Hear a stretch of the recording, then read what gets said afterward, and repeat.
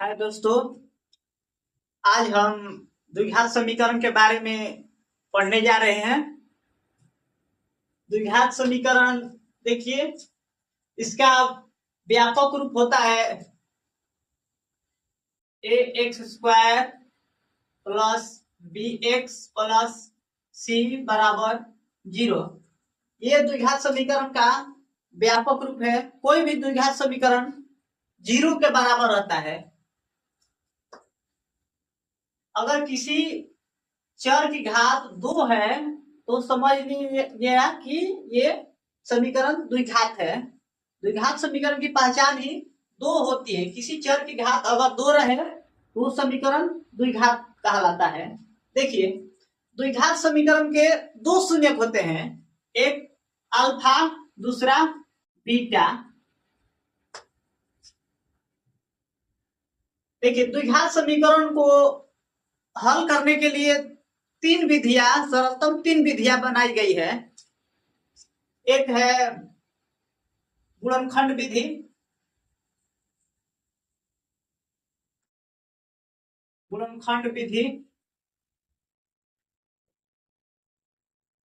दूसरा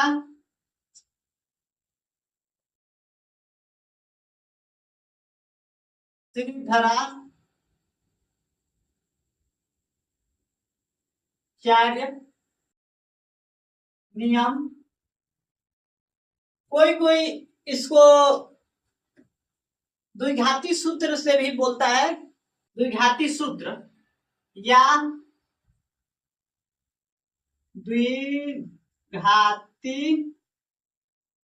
सूत्र, ये दोनों एक ही कहलाता है। श्रीधराचार्य नियम या द्विघाती सूत्र एक ही है। तीसरा है पूर्ण वर्ग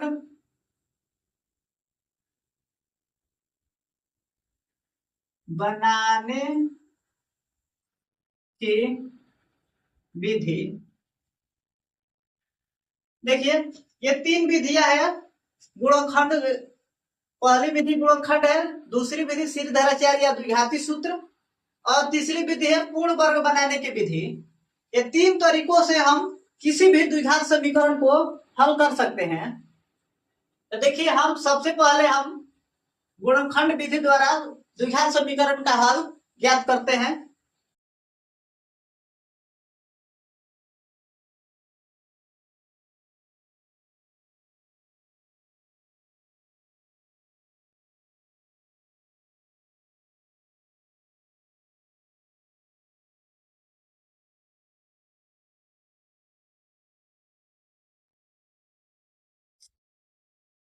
पहला सवाल है a number, x square plus 5x plus 6 बराबर 0।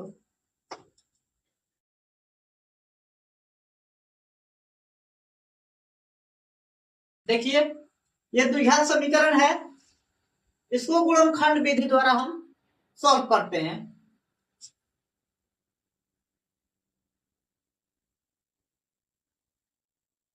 देखिए, तो सबसे पहले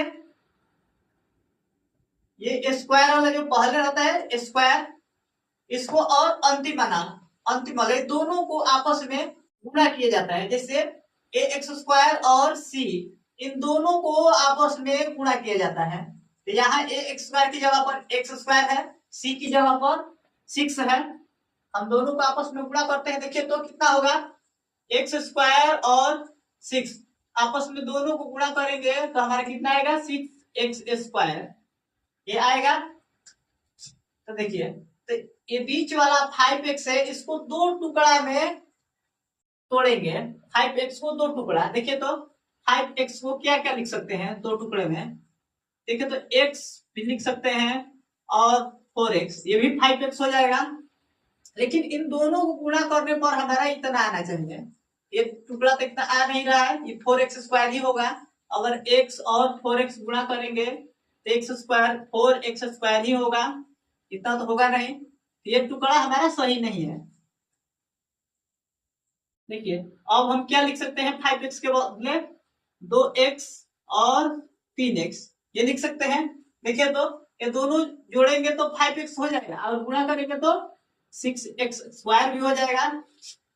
ये कहाँ से, आप सोचेंगे कि ये टुकड़ा हम कहाँ से खोजेंगे, इतना जल्दी माइंड में कहाँ से आएगा। तो हम क्या करते हैं, ये 6 है जो इन दोनों का गुणनफल, ये वाला और ये वाला, इन दोनों का गुणनफल जो रहता है उसका हम क्या करते हैं, गुणनखंड, यानी कि 6 को ले लेंगे ऐसे लघुत्तम कर देंगे, सबसे छोटा से छोटा अंक से 2 से करेंगे या 3 से करेंगे, किसी से भी अभाज्य गुणनखंड करेंगे अभाज्य अंक से।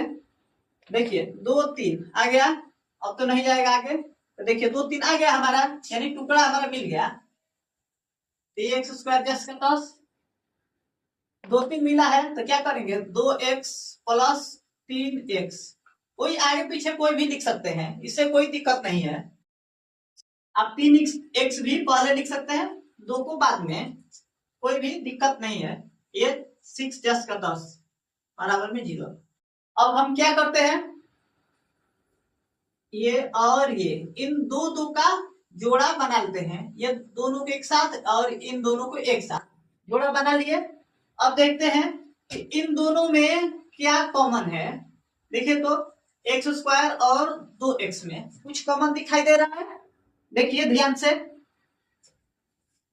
इन दोनों में x और x, देखिए तो इसमें x है, इसमें भी x है, इसमें 2 है, इसमें 2 नहीं है, ये स्क्वायर है, केवल इस दोनों में x दिखाई दे रहा है। तो हम क्या करेंगे, x को कॉमन करते हैं।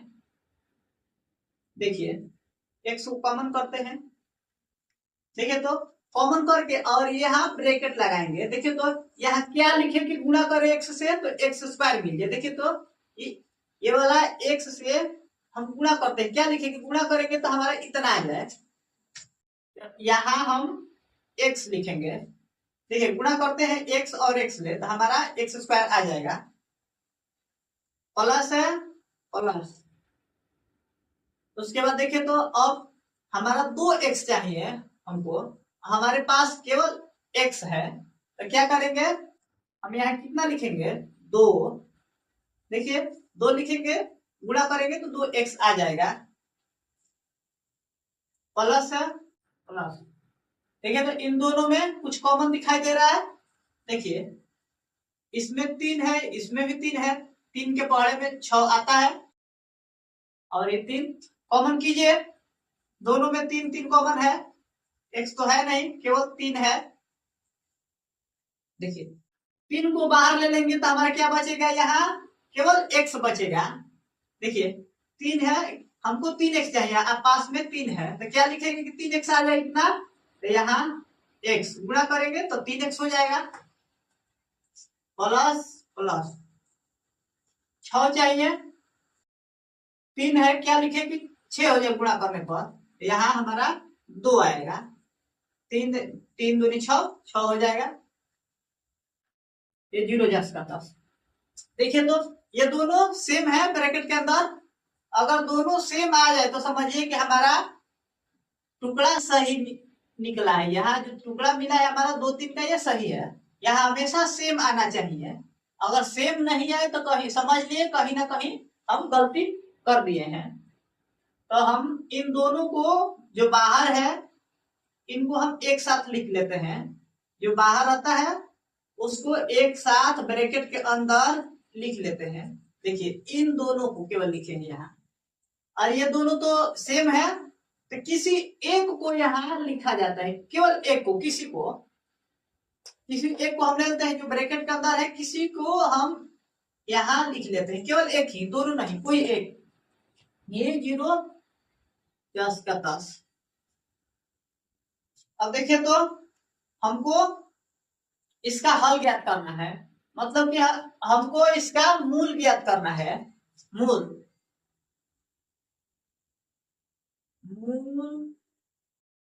या शून्य।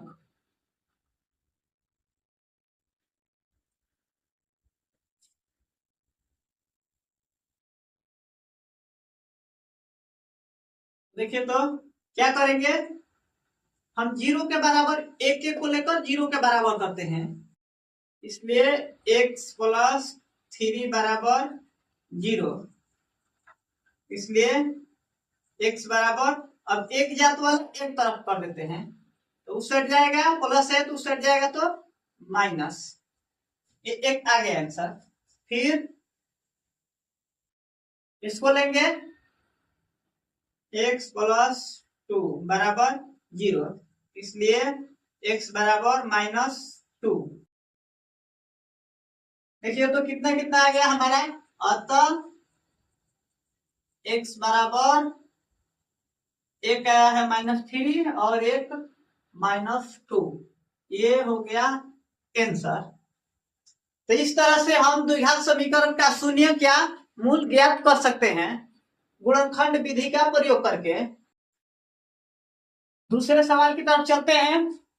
दूसरा सवाल है हमारा 5x² - 24x - 5 = 0। ये हमारा अगला सवाल है। देखिए इसको कैसे सॉल्व करते हैं। ये जस का तस लिखते हैं, इन दोनों क्या करते हैं, सबसे पहले गुणा करते हैं, कितना होगा 25 - 25 x²। हमको टुकड़ा करना पड़ता है, बीच जो बीच वाला है 24 - 24x, इसका 2 टुकड़ा करना होता है हमारा। 2 टुकड़ा देखिए कैसे करते हैं। ये दोनों टुकड़ा इस तरह करें कि गुणा करने पर हमारा -25 है और जोड़ने घटाने पर -24 ही रह जाए। देखिए क्या होगा, टुकड़ा 25 का क्या करते हैं, 25 का अभाज्य गुणनखंड करते हैं 5, फिर ये 5 से 1। देखिए तो 5 5 25 और 1 हो जाएगा 25, 1 में से 25 घटाएंगे तो -24 आ जाएगा। 1 x में से 1 x है, यहाँ पर कितना 25 x घटा दिए -24 आ जाएगा, और गुणा करेंगे तो हमारा -25 भी आ जाएगा। ये 10 का 10 -5, ये वाला 10 का 10, केवल इसके बदले ये दोनों लिखे हैं -24 के लिए। देखे तो ये केवल ये प्लस में चाहिए, प्लस। ठीक है, तो प्लस x में से -25 घटेगा -24 आ जाएगा। अब क्या करते हैं, दो दो का जोड़ा बना लेते हैं और कॉमन करते हैं। देखिए तो इन दोनों में कॉमन x है, 5 तो है नहीं, इसी में केवल 5 है, इसमें नहीं है। इसमें x कॉमन कर लिए तो यहाँ 5x, और यहाँ x तो कॉमन हो गया है 1। और देखिए तो इसमें इन दोनों में कुछ कॉमन दिखाई दे रहा है। देखिए तो ये भी 5 के पहाड़े में है, ये भी 5 के पहाड़े में है। इसमें x है, इसमें x नहीं है, तो केवल 5 है दोनों में।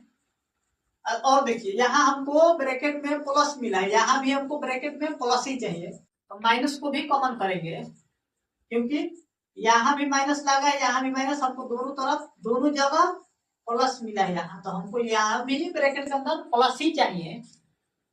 तब यहाँ हम क्या करेंगे, माइनस कॉमन करेंगे, दोनों में 5 है तो 5 कॉमन लेंगे।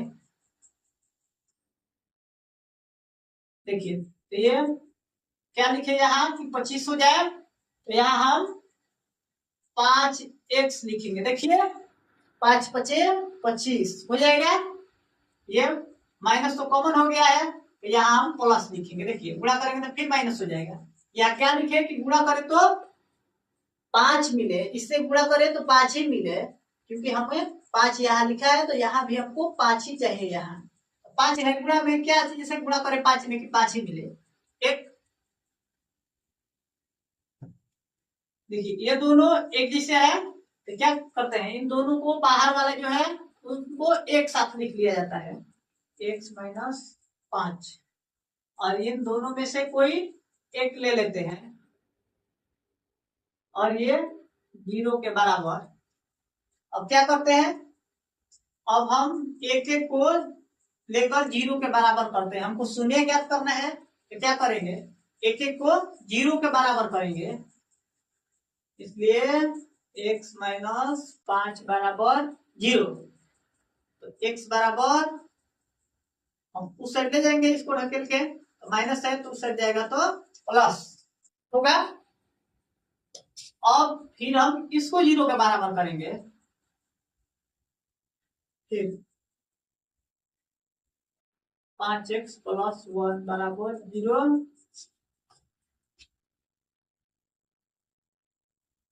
पांच एक्स, अब देखिए तो इसमें x नहीं है, इसमें 5 के साथ x है, इसमें x नहीं है, तो ये क्या करेंगे, इसको ढकेल देंगे उससे, तो बराबर कुछ सेट जाएगा तो -1 हो जाएगा, ये -1 होगा। अब देखिए 5x का गुणा में है, x के साथ 5 गुणा में है, तो उस सेट जाएगा तो भागे में हो जाएगा, इसलिए देखिए x बराबर उस साइड ढकेल देते हैं, गुणा में है तो भागा में हो जाएगा। देखिए ये भागा में हो गया, नीचे चला गया, नीचे चला गया मतलब भागा में हो गया, और तब x बराबर हमारा कितना कितना आया है, x का मान 5 आया है, और -1/5, ये हमारा आंसर हो गया। यही दोनों शून्य है द्विघात समीकरण के, इस द्विघात समीकरण के ये दोनों शून्य हुए।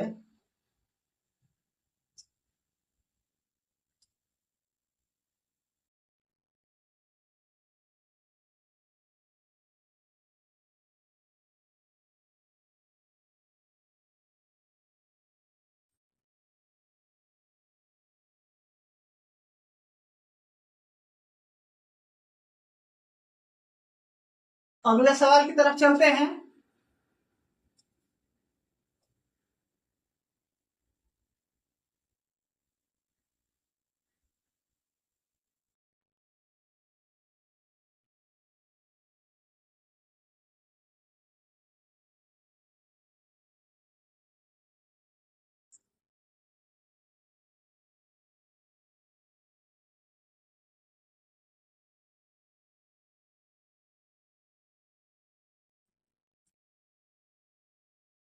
देखिए तीसरा सवाल,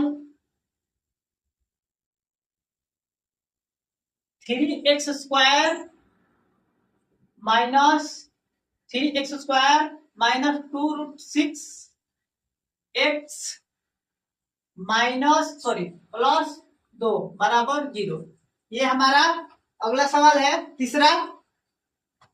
इसको देखिए कैसे हम सॉल्व करते हैं, ट्राई कीजिए खुद से कैसे सॉल्व होगा ये गुणनखंड विधि द्वारा।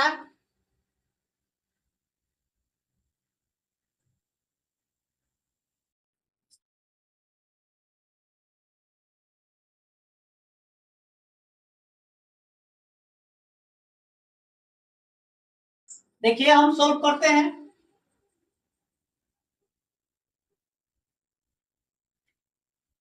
सबसे पहले हम क्या करते हैं, इन दोनों का गुणा करते हैं, फर्स्ट वाला और अंतिम वाला, फर्स्ट और अंतिम इन दोनों को गुणा करते हैं, कितना होगा 3x² है गुणा 2 के साथ, तो ये 6x² हो जाएगा, ये वाला और ये वाला है, इन दोनों को गुणा कर दिए, कितना हुआ।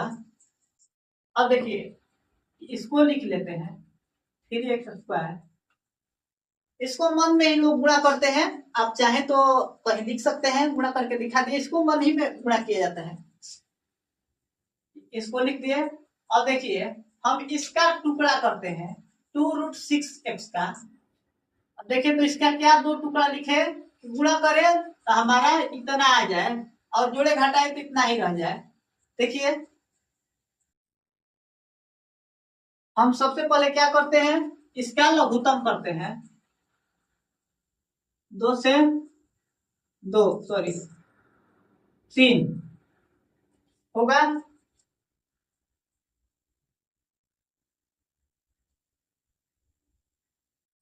2 तिहाई 6 हमारा मिल रहा है, यानी कि 6 के ही टर्म में हमारा टुकड़ा चाहिए। तो देखिए तो अगर हम इसका इस तरह से टुकड़ा करते हैं, 6x माइनस √6x प्लस 2, ये वाला 2 10 का 10, ये 0। देखिए तो ये दोनों माइनस में दोनों जुट के 1√6x और फिर 1√6x, 2√6x हो जाएगा। देखिए ऐसे समझिए, एक रूट या एक ही है, या तो 2 रूट है नहीं, या हटा देंगे तो ये 1 रूट हुआ, 1 रूट है 1√6 और 1√6, 2√6 हो जाएगा, दोनों मिलके दोनों माइनस में है तो ठीक है। अब देखिए जोड़ा जोड़ा लगा लीजिए, ये आपको दिखाना नहीं है, हमेशा हम केवल आपको समझाने के लिए जोड़ा दिखा रहे हैं। इसे लाइन खींचिए, आप लाइन मत खींचिएगा। देखिए इन दोनों में कॉमन क्या है, इन दोनों में कॉमन देखिए इस 3 के बदले, देखिए 3 है, 3 के बदले हम ऐसे लिख सकते हैं क्या, √3 हो सकता है। और ये 6 है, देखिए 6 के बदला हम ऐसे लिख सकते हैं क्या, √6 गुणे √2, फिर हो जाए सॉरी √3 गुणे 6 हो सकता है इतना, फिर 6 हो जाएगा। और ये 9 होगा तो इसका वर्गमूल 3 हो जाएगा बाहर। तो देखिए यहाँ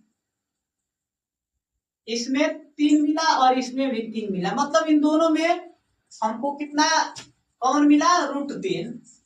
तो हम √3 को कॉमन करते हैं। देखिए तो x भी है क्या, x भी मिला है कॉमन। तो क्या क्या बच गया यहाँ हमारा, ये 3 बच गया, रूट में 3 और स्क्वायर है तो x बचेगा, गुणा करेंगे फिर 3 बाहर हो जाएगा।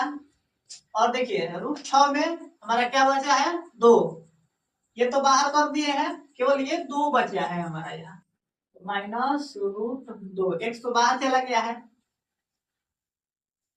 ठीक है, अब इन दोनों में कॉमन देखिए, हमको यहाँ माइनस में मिला है, यहाँ आपको माइनस चाहिए, तो माइनस को कॉमन करते हैं, प्लस है तो माइनस। देखिए तो ये 2 है, 2 के बदले क्या लिख सकते हैं, √2 गुणे √2, रूट के टर्म है तो सभी को रूट के टर्म में लिख कर देखते हैं। 6 के बदले 3 है, देखिए तो इसमें भी 2 है कॉमन, इसमें भी 2 है, मतलब 6 में भी है, √6 में भी 2 कॉमन है, √2 और 2 में भी √2 है, यानी कि इतना कॉमन है हमारा इन दोनों में। देखिए तो √2 कॉमन कर लिए, क्या बच गया हमारा, 6 के बाद 6 में √3 बच गया और 2 में हमारा एक √2 बच गया, प्लस था माइनस कॉमन है तो यहाँ माइनस √2, एक्स भी यहाँ एक छूट रहा है, एक्स। देखिए तो अब गुणा करेंगे तो ये भी आ जाएगा, इसमें गुणा करेंगे ये भी आ जाएगा, कोई दिक्कत नहीं है।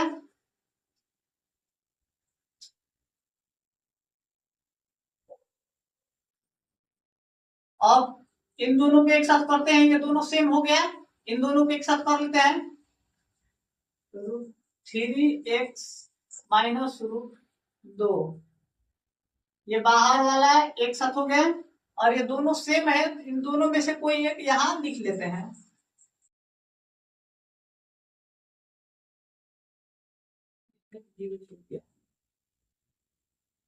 क्या करते हैं, एक एक को 0 के बराबर करते हैं, इसलिए √3x -√2 बराबर 0। ठीक है, तो इसमें x नहीं है, इसके साथ तो x है √3 के साथ, लेकिन √2 के साथ x नहीं है, तो क्या करेंगे, इसको उस साइड खदेड़ देते हैं, इसको इस साइड धकेलते हैं,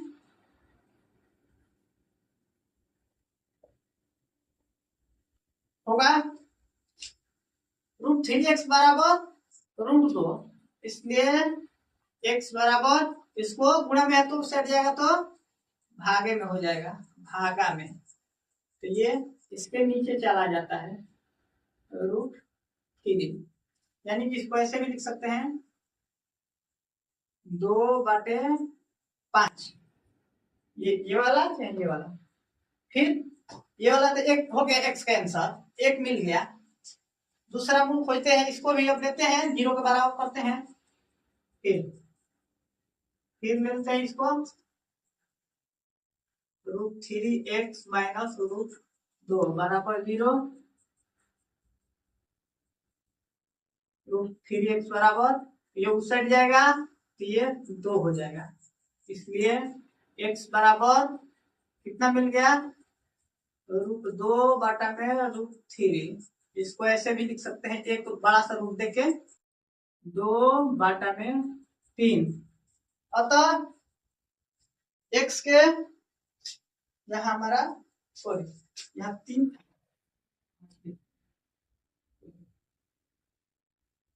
3 3। अब देखिए तो हमारे x के 2 मान मिले हैं, अतः x बराबर एक मिला था हमारा ये वाला 2/3, फिर अभी मिला ये वाला, ये भी उतना ही मिला है, ये आंसर। तो हम इस तरह से द्विघात समीकरण को गुणनखंड विधि द्वारा हल कर सकते हैं। आप आसानी से देखिए, थोड़ा सा आप ध्यान देंगे तो गुणनखंड विधि द्वारा द्विघात समीकरण का हल कर सकते हैं। Thank you.